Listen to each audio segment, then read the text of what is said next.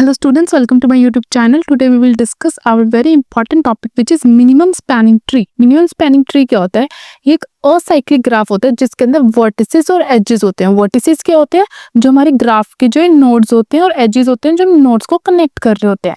और minimum spanning tree क्या होता है? जो ये साइकिल फॉर्म हो रही है ना, वो साइकिल उसके अंदर ना हो, मतलब उसके अंदर कोई भी साइकिल नहीं होनी चाहिए. और जो हमारा जो साइकिल बनी हुई है उसको हम कैसे कन्वर्ट करते हैं नॉन साइकिल के अंदर. और फर्स्टली अगर हमारे जो वर्टेक्स हैं वो n है किसी में, तो उसके जो बाद में हो जानी चाहिए वो n-1 होना चाहिए. मतलब स्टार्टिंग में अगर वो 7 है तो बाद में उसके 6 हो जानी चाहिए. और वो एक नॉन साइक्लिक होना चाहिए. जो tree that consist of all vertices as that original tree but will contain exactly n-1 edges. जो स्पैनिंग ट्री होता है ना उसको हम मिनिमाइजर क्यों बोलते हैं? क्योंकि जिसके अंदर जो नोड्स होते हैं वो सारे एक दूसरे से रीचेबल होती है. वर्टेक्स n से, अगर वर्टेक्स में बस n है तो उसके अंदर जो एजेस होने चाहिए वो n-1 होने चाहिए. और इसके अंदर has minimum possible total weight edge होना चाहिए. अब इस मिनिमम स्पैनिंग ट्री के अंदर हम दो मेथड्स को यूज करते हैं ताकि हम इसको कैलकुलेट कर सके. First is Prim's algorithm and second is Kruskal algorithm. अब फर्स्टली हम देखेंगे हमारे प्रिम्स एल्गोरिथम क्या होते हैं. हमें पता है हम MST के अंदर बनाते हैं, मतलब मिनिमम स्पैनिंग ट्री के अंदर ड्रॉ करते हैं. ये ग्रेडी एल्गोरिथम होती है जिसके अंदर हम क्या करते हैं, सबसे पहले एक सिंगल नोड से शुरू करते हैं और ना उस नोड को तब तक एक्सप्लोर करते हैं. और उस अब हमें पता है कि एक नोड के आगे हो सकता है बहुत सारे नोड्स हो, तो अब कौन सी नोड हमें चेक करनी है, कौन से एक्सप्लोर करनी है, वो उसके मिनिमम एज पे डिपेंड करता है, मिनिमम वेट पे. मान लो इसका 6 था, इसका 5 था, 7 था, तो हम एक्सप्लोर कौन से करेंगे हमारे प्रिम्स एल्गोरिथम में 5. मतलब it start with single node and grows minimum spanning tree one edge at a time, always choosing the smallest edge. हमेशा स्मॉलेस्ट एज को चूज करेंगे जो कनेक्ट करेगी हमारी वर्टेक्स को टू अनदर वर्टेक्स हमारी मिनिमम स्पैनिंग ट्री के अंदर. जैसे जैसे हम वर्टेक्स और एजेस को ऐड करते रहेंगे वो कैसे डिपेंड करेगा उसके मिनिमम वेट के ऊपर, उसकी असाइक्लिक प्रॉपर्टी के अंदर. मतलब इसके अंदर हम ये ट्री बनाते टाइम हम दो चीजों का ध्यान रखते हैं, टू चीजों का हमें ध्यान रखना है. फर्स्ट, उसके अंदर कोई भी साइकिल नहीं होनी चाहिए और हम जो भी वेट लें हमेशा मिनिमम होना चाहिए. मतलब हम मिनिमम वेट के लिए पढ़ते हैं और हमारी कोई भी साइकिल नहीं इसके अंदर होनी चाहिए.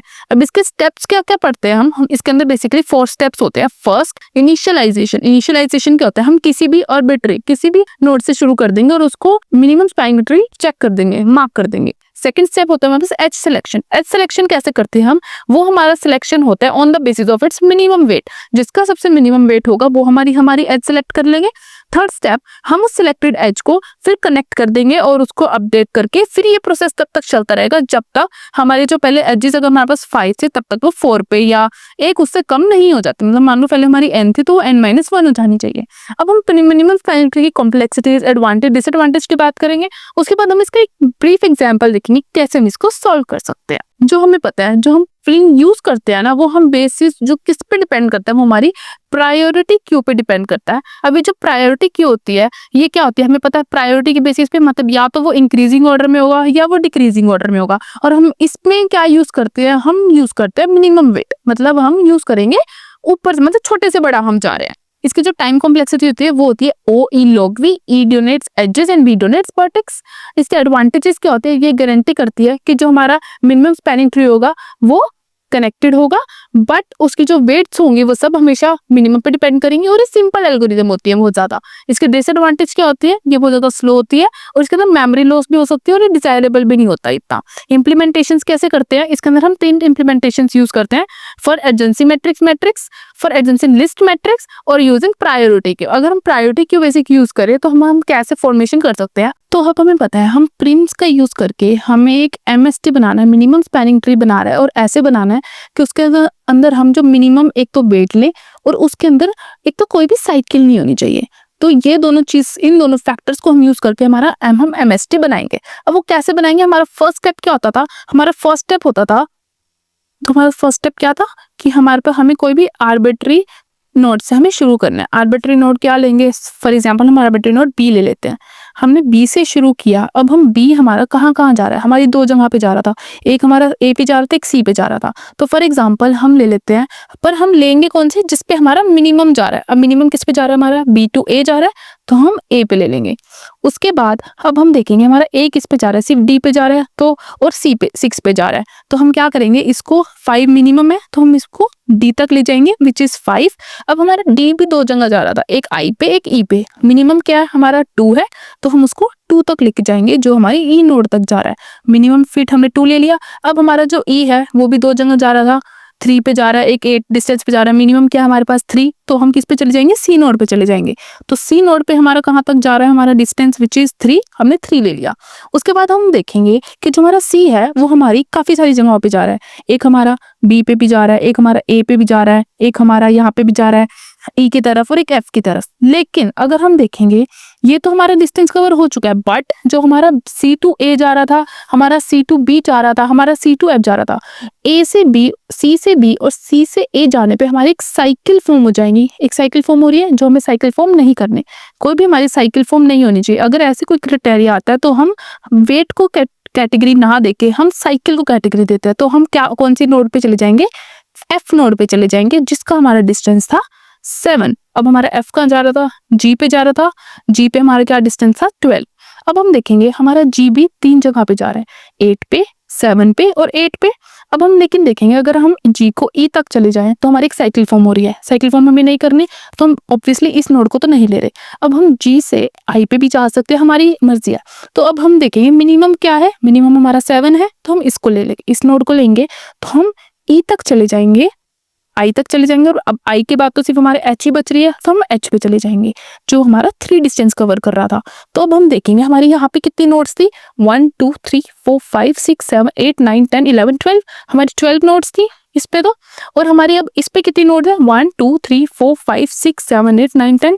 तो हमारी ऐसे ही हमारी सारी कवर करती है। हमारी अगर शुरू में हमारी n नोड्स थी तो बाद में हमारी कितनी नोड्स आनी चाहिए, हमारी n-1 नोड्स आनी चाहिए। तो ये जो हमारा ये ग्राफ, ये ट्री बनेगा, ये हमारा बन जाएगा मिनिमम स्पैनिंग ट्री, जिसको हमने बेसिस पे किया था मिनिमम डिस्टेंस पे, मतलब मिनिमम वेट पे और नो साइकिल फॉर्मेशन पे। तो ये 2 फैक्टर हमारे बहुत ज्यादा इंपॉर्टेंट हो जाते हैं हमारी minimum spanning tree bye Prince method. अब हम देखेंगे हमारा क्रुस्कल एल्गोरिदम, जो बहुत ज्यादा इंपॉर्टेंट है। जो हमारा क्रुस्कल एल्गोरिदम है वो ग्रीडी एल्गोरिदम पे काम करता है और ये डिफरेंट अप्रोच होती है हमारी प्रिंस वाले से। इसके अंदर क्या करता है, ये भी सारे जो हमारी ग्राफ होती है ना, इसको भी सॉर्ट कर देता है एजेस को। बट ये कैसे सॉर्ट करता है, in the manner of increasing order, मतलब छोटे से बड़ा करता है। ये क्या करता है, हर एक एज को ऐड करता रहता है हमारे स्पैनिंग ट्री में, लेकिन उसके अंदर कोई भी हमारी साइकिल फॉर्मेशन नहीं होनी चाहिए।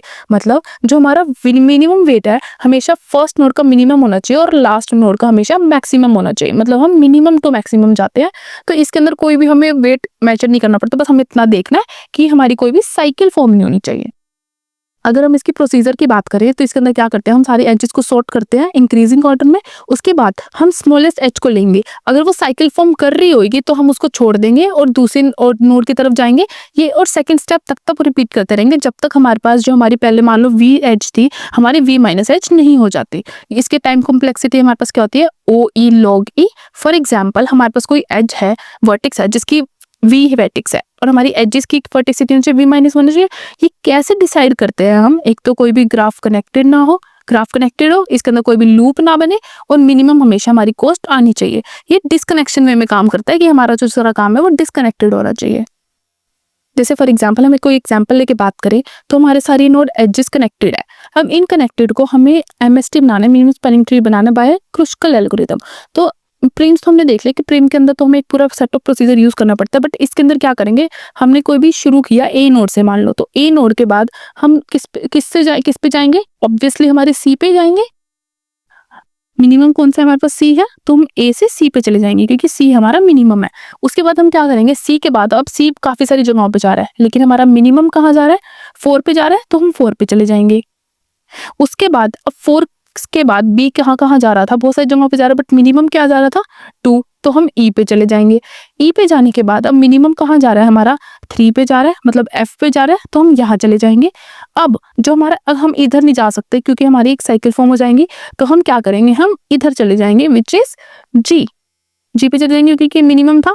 उसके बाद हम क्या करेंगे, उसके बाद हमें पता है हमारे पास एक हमारी डी नोड अनएक्सप्लोर्ड रह गया, तो उसके बाद हम इसको ऐसे कनेक्ट करेंगे ताकि हमारी कोई भी साइकिल फॉर्मेशन ना हो। तो ऐसे करके जो हमारे ग्राफ है वो फॉर्म हो जाएगा। मतलब हमारी अगर नोड्स इसके अंदर 7 थी तो हमारी जो एजेस हैं वो कितनी होनी चाहिए, 6 होनी चाहिए, मतलब एक कम होनी चाहिए। तो ये कैसे फॉर्म हो जाएगा, ये हमारे ऐसे फॉर्मेशन हो जाएगी इसकी कि एजेस अगर 7 नोड्स हमारे पास 7 है तो उसकी एजेस हो जाएंगी 6 हो जाएंगी। तो this is all about this minimum spanning tree in Kruskal algorithm. Keep learning, thank you for watching.